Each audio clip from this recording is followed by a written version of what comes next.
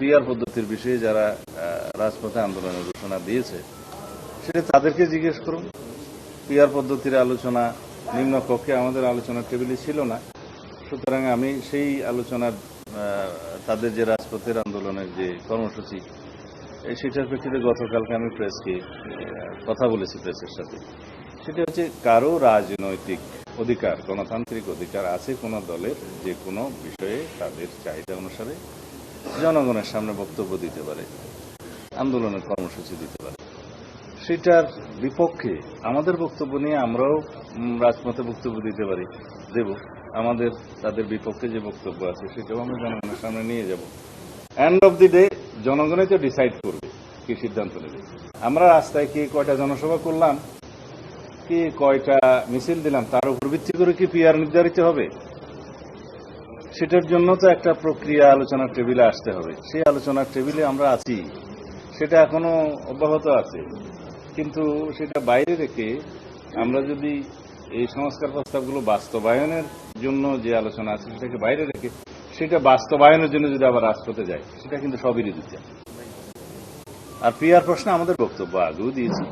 PR এর মাধ্যমে সবসময় একটা অনিশ্চিত সরকার ব্যবস্থা থাকে এবং ঝুলন্ত পার্লামেন্ট থাকে এবং কখনো মেজরিটির ভিত্তিতে সরকার গঠন করার মতো মেজরিটি পাওয়া যায় না, এবং সেই রাষ্ট্র ব্যবস্থায়, সরকার ব্যবস্থায়, সংসদ ব্যবস্থায় তখন রাষ্ট্রের এসপিরেশন, জনগণের এসপিরেশন পূরণ করা যায় না।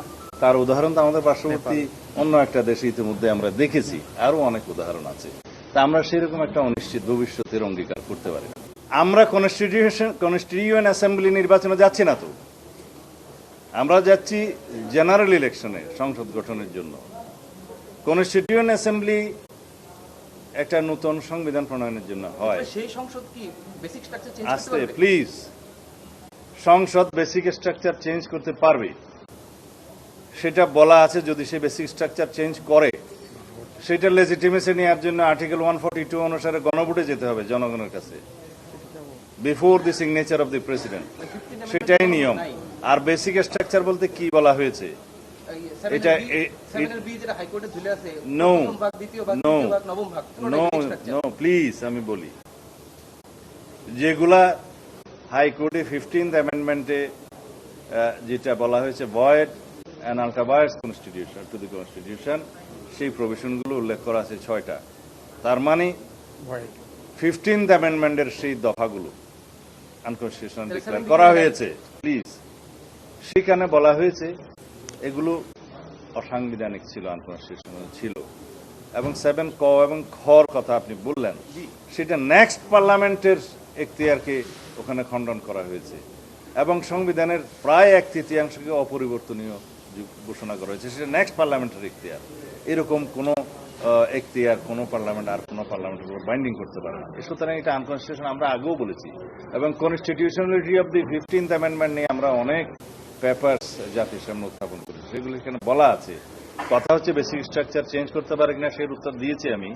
আর পার্লামেন্টের যে এখতিয়ারটা আছে, সেই এখতিয়ারটা হচ্ছে যে কনস্টিটিউশনের বিভিন্ন প্রভিশন অ্যামেন্ড করতে পারে, ঠিক আছে।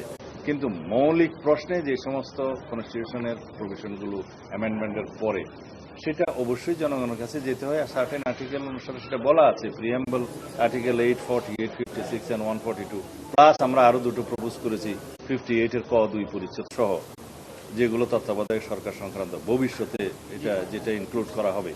এগুলোর বাইরে যদি আপনারা বলেন nature of the constitution, character of the constitution and also as well as basic structure of the constitution, যেগুলো চেঞ্জ করার মধ্যে কিছু বিষয় আসবে। যেমন আমরা ডেমোক্রেসিটাকে এবলিশ করতে পারি না, সেই ক্ষমতা পার্লামেন্টের নাই। আমরা রাজতন্ত্রকে প্রতিষ্ঠা করতে পারবো না, সেই ক্ষমতা পার্লামেন্টের নাই। এটা হচ্ছে জনগণ, সেই জনগণ সোভারেইন অথরিটি যেটা বলবে সেটা। তারপরেও এদেশের জনগণ তো মুক্তিযুদ্ধের মধ্য দিয়ে, স্বাধীনতার মধ্য দিয়ে তো গণতন্ত্রকে এস্টাবলিশ করেছে। এদেশের জনগণ বারবার গণতন্ত্রহীন অবস্থা থেকে গণতন্ত্রকে উদ্ধার করেছে। বারবার এই দেশে গণতন্ত্র বাধাগ্রস্ত হয়েছে বিভিন্ন সময়, সেখান থেকে এই জাতি উদ্ধার হয়েছে জনগণের আন্দোলনের মধ্য দিয়ে, অভিপ্রায়ের মধ্য দিয়ে।